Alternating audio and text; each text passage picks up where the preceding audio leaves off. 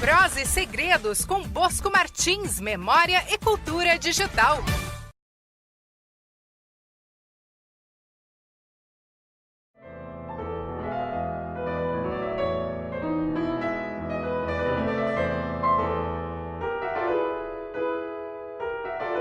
Assim, na vida como na arte, nem sempre o protagonismo feminino tem visibilidade. As mulheres ao longo dos séculos figuram mais como modelos ou musas do que devidamente autoras dessas obras.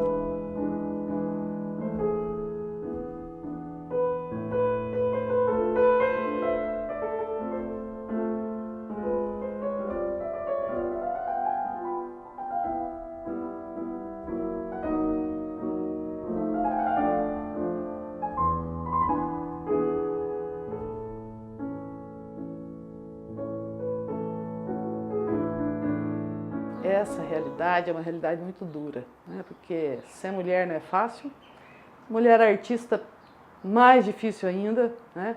Então, assim, hoje em dia eu acho que já está um pouco mais aberto, né? Para a gente mostrar o trabalho. De tantos anos, né? A gente vê que desde a Lídia Baiza, a Frida Kahlo mesmo, como as artistas eram submetidas, e até hoje a mulher é submetida a grandes violências, como é que ela tem que superar a questões como artista, como mãe, como mulher, como dona de casa. Enfim, ela tem que enfrentar ferozmente tantos obstáculos. Buga Peralta, Laila Adelaide Barbosa, Carla de Capa, Aline Figueiredo, Clarinha Rai, Ana Carla Zarão, Conceição dos Bugres, Ana Luísa Érica Pedraza, André Alves, Gisele Mendonça, Annelise Godoy, Idara Yunque, Ângela Miracema, Inametel, Antônia Hanna, Inês Correia, Irani Bunker, Maria Glória Sarro, Sara Stein. Várias artistas, várias mulheres que são muito especiais e que são de muita força. Então, se a gente for pensar numa história da arte sul-mato-grossense a partir de uma visão feminina ou da presença das mulheres nessa história, elas estão na origem. Você pode pensar um início com a Lídia Baiza, que teve assim, uma formação fora de Mato Grosso na época, né?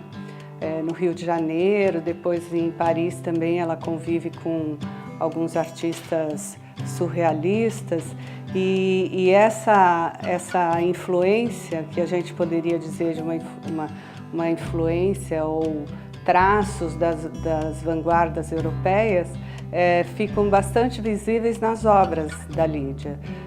Se você for até a exposição permanente que existe no Museu de Arte Contemporânea de Mato Grosso do Sul, a gente tem lá o micróbio da fusarca, né, que é um esqueleto de tranças e Maria Chiquinha, né, é uma coisa assim totalmente inusitada.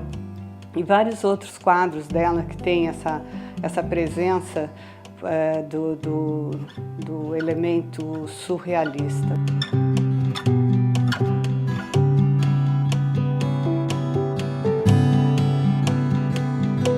Também não se pode deixar de mencionar absolutamente a Conceição dos Bugres, não é, que traz uma outra vertente para a arte sul-mato-grossense, com os seus bugres feitos de madeira. Ela recobre com cera de abelha e, enfim, acaba fazendo os cabelos pintados, os olhos e a boca. Hoje a gente tem nos bugres da Conceição uma espécie de marca de identidade para o nosso estado, não é?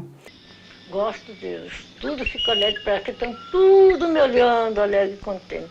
E tem muitos que saem rindo, quando eu vejo assim, eles parecem que estão me olhando rindo alegre para mim. Tudo fica alegre. Nós temos pouquíssimos artistas abstratos ou abstracionistas. E a VH Neri seria assim, a primeira manifestação dessa tendência da arte moderna e contemporânea em Mato Grosso do Sul, embora toda ou a maior parte da produção dela tenha se dado em São Paulo. Inclusive ela participou de algumas bienais internacionais de São Paulo e foi inclusive premiada em uma delas, né? Surgiu em São Paulo um grupo que fazia abstração e eu fui conhecer o grupo e gostei de fazer pintura sem modelo. Aí eu fui muito festejada. A dona Inês Correia da Costa, ela fez a Escola de Belas Artes no Rio de Janeiro e a partir de convivência com os alunos da Escola de Belas Artes, ela acaba se agrupando em torno do Portinari, não é? E participa, inclusive, da pintura de alguns murais, não só no Rio, mas em Belo Horizonte também, na Pampulha.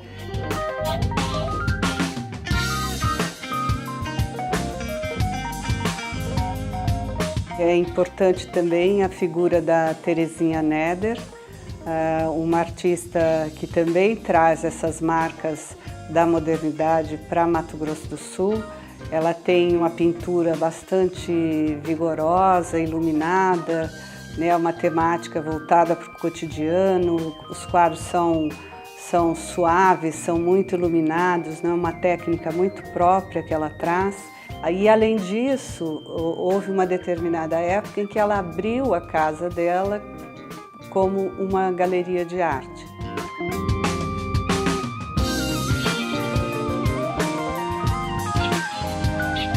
Assim, a gente não pode deixar de falar, por exemplo, da Vânia Pereira, né, que tem assim, um papel importante se a gente pensar em termos de desenho e de gravura. Ela praticamente traduz a gravura em Mato Grosso do Sul.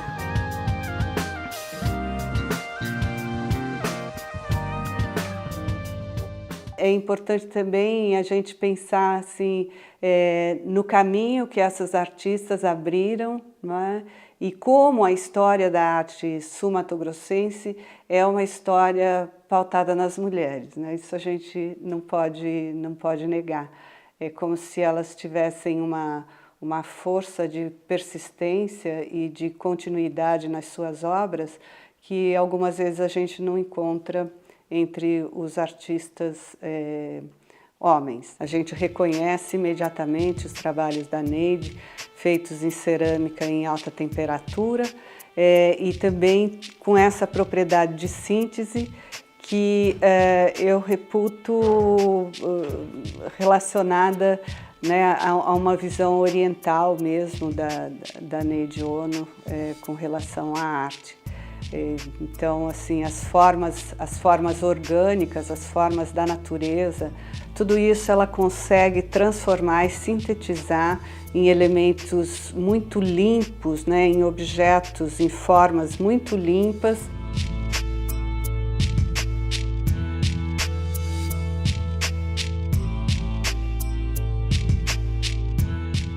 Essas mulheres trazem o local e o global em suas obras, ressignificando não só o papel do feminino, mas as marcas identitárias do Estado.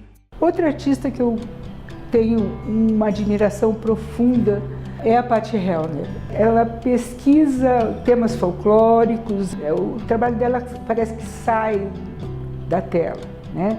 Tem uma vivacidade, uma expressão, um detalhe, e a paixão que ela tem pelo seu trabalho é uma paixão incrível.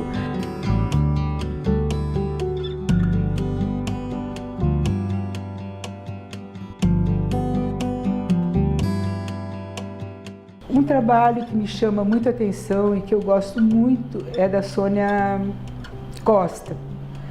A Sônia Costa, ela tem um trabalho contestador, de denúncia. Ao mesmo tempo, ela integra o osso no trabalho, horas de muita delicadeza e horas de muita força.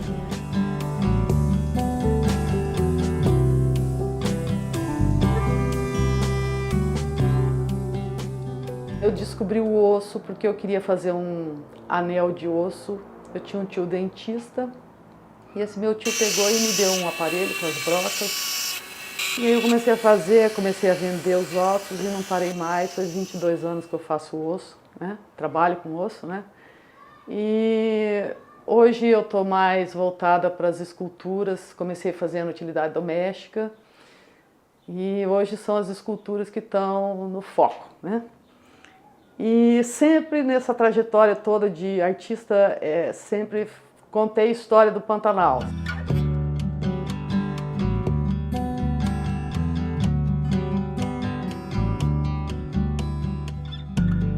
Mas eu acho que seria importante, de uma produção assim dos anos 80, 90, falar de 3 artistas que eu considero muito importantes nesse período, que são a Lúcia, a Carla de Capua e a Misca. As 3, por exemplo, são exímias no uso do pastel seco, que é uma técnica extremamente difícil. As 3 dominam a imagem figurativa também de uma forma excelente e elas conseguem usar essa técnica de uma maneira muito eficiente na produção de obras com temáticas voltadas para a natureza e principalmente para as culturas indígenas, né?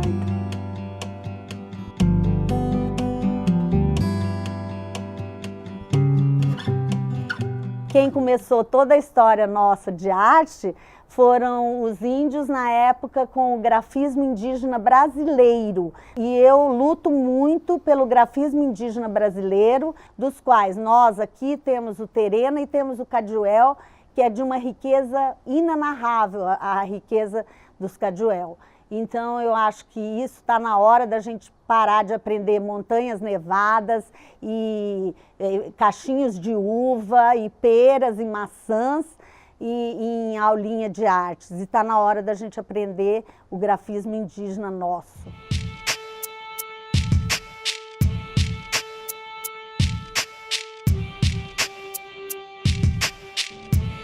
Esculturas, pinturas e gravuras são algumas das linguagens da arte. Além do dom, muitos artistas buscam formação acadêmica. Desde 1982, a Universidade Federal de Mato Grosso do Sul criou o curso de Artes Visuais, que vem formando artistas e arte-educadores, onde sua maioria são mulheres. Dentro da universidade, a gente vem colaborando com a formação de muitos artistas aqui do estado. Eu vou citar as mulheres, né? A Antônia Hahnemann, por exemplo, que faz um belo trabalho, é uma pesquisadora maravilhosa de papel machê, que faz esculturas belíssimas. Cito também a Priscila Pessoa, que faz um trabalho de arte contemporânea, uma pesquisadora de arte contemporânea fantástica, uma excelente professora. A Antônia e a Priscila são 2 artistas que trabalham no universo feminino.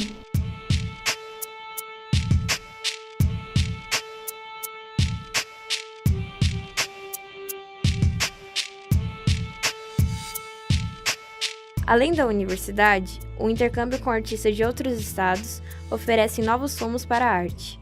Moro em Campo Grande há 21 anos e eu sempre falo que Mato Grosso do Sul foi o lugar que me deu oportunidade de crescer, oportunidade de descobrir a própria poética no meu trabalho. Campo Grande, Mato Grosso do Sul, é um lugar assim muito aberto. Nossa cidade, eu acho que ela nos convida a explorar espaço e lugar. E eu vi aqui a oportunidade de discutir este assunto na minha obra. Então, fiz muitos trabalhos de 96 até 2000 em viadutos, em paredes cegas, em instituições.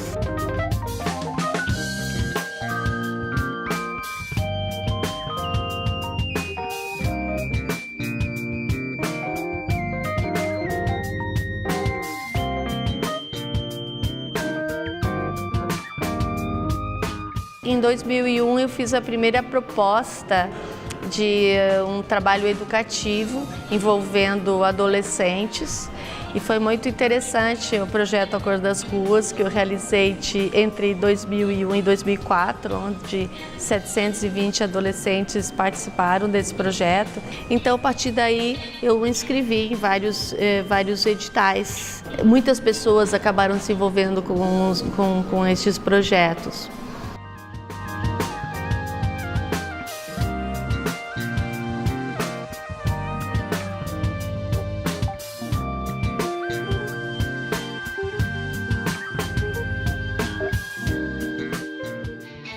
Arte é um ponto de reflexão.